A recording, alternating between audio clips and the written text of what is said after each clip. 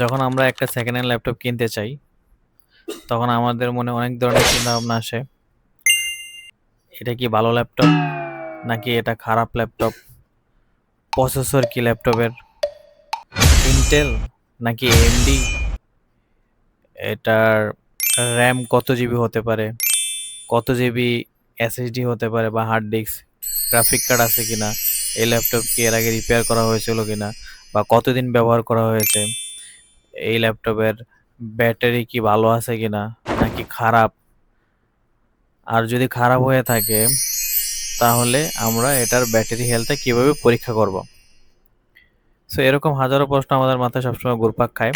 Processor, RAM কিংবা SSD এটা আমরা চেক করতে পারলেও ব্যাটারিটা আমরা অনেকে চেক করতে পারি না। সো চলুন শেখা যাক কিভাবে ব্যাটারি চেক করতে হয়। ওকে, শুরুতে আমি সার্চিং অপশনে গিয়ে কমান্ডে যাব। কমান্ড থেকে আমি কমান্ডটা ওপেন করে নিলাম। তারপর আমি লিখব পাওয়ার সিএফজি।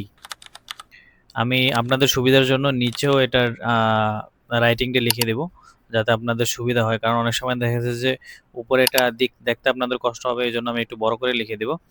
সো পাওয়ার সিএফজি এর পরে স্পেস, তারপরে স্ল্যাশ, তারপর আপনার ব্যাটারি রিপোর্ট লিখে আপনি এন্টার প্রেস করবেন।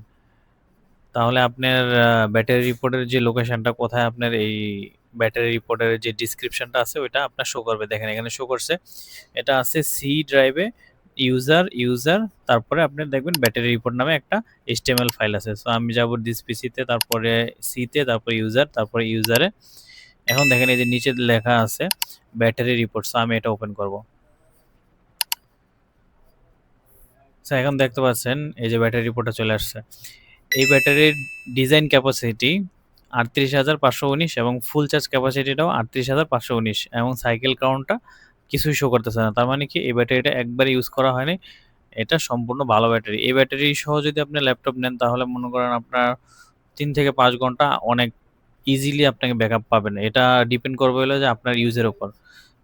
But as a same time আমি আপনাকে একটা খারাপ ব্যাটারি সহ ল্যাপটপ, ওইটার ব্যাটারি রিপোর্টটা আমি দেখাবো, তাহলে আপনাদের বুঝতে সুবিধা হবে। সো চলুন আমি ডিফারেন্ট ল্যাপটপটাও দেখাচ্ছি। সার্চিং অপশনে যাব, কমান্ডে যাব, সেম এটা কিন্তু আরেকটা ল্যাপটপ, ঠিক আছে?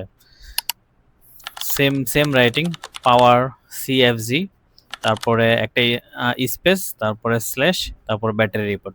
সো আমি সেম জিনিসটাই এইখানেও ফলো করব, বাট এটা হলো ডিফারেন্ট ল্যাপটপ। যা আপনাদের বোঝার সুবিধার জন্য আমি একটা ভালো ল্যাপটপ এবং একটা ভালো ব্যাটারি সহ ল্যাপটপ এবং একটা খারাপ ব্যাটারি সহ ল্যাপটপ চেক করে দেখাচ্ছি, যেন আপনাদের বুঝতে সুবিধা হয়। সো সেম জিনিসটা আমি লিখলাম এবং ইন্টারপ্রেস করি। ওকে, দেখেন সেম জায়গায় আছে সি ইউজার ব্যাটারি রিপোর্ট। ওকে, আমি দিস পিসিতে গিয়ে